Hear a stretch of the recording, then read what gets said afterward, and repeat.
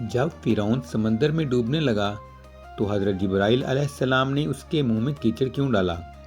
آئیے دیکھتے ہیں۔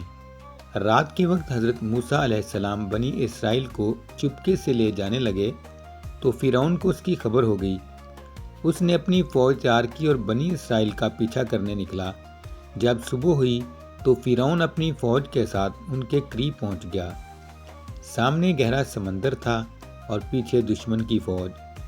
بنی اسرائیل خوف زدہ ہو کر کہنے لگے کہ اب تو ہم پکڑے گئے، لیکن حضرت موسیٰ علیہ السلام کا ایمان مضبوط تھا۔ انہوں نے فرمایا، ہرگز نہیں، بے شک میرے ساتھ میرا رب ہے، وہی مجھے راستہ دکھائے گا۔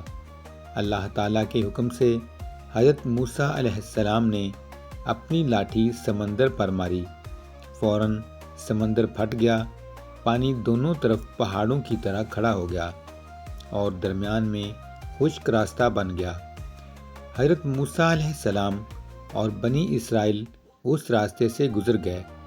فرعون اور اس کی فوج نے سرکشی کے ساتھ ان کا پیچھا کیا۔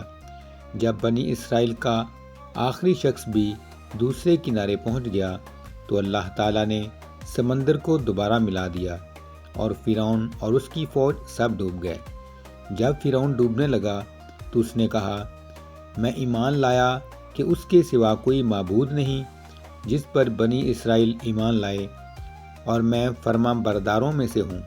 یہ دیکھ کر حضرت جبرائیل علیہ السلام نے سمندر سے کیچڑ لے کر فرعون کے منہ میں ڈالنا شروع کر دیا، اس خوف سے کہ کہیں وہ توبہ کے الفاظ نہ کہہ دے اور اللہ کی بے پایاں رحمت اس تک نہ پہنچ جائے۔ آپ بھی اللہ تعالیٰ کی بے انتہا رحمت کے لیے کمنٹ اور شیئر ضرور کریں۔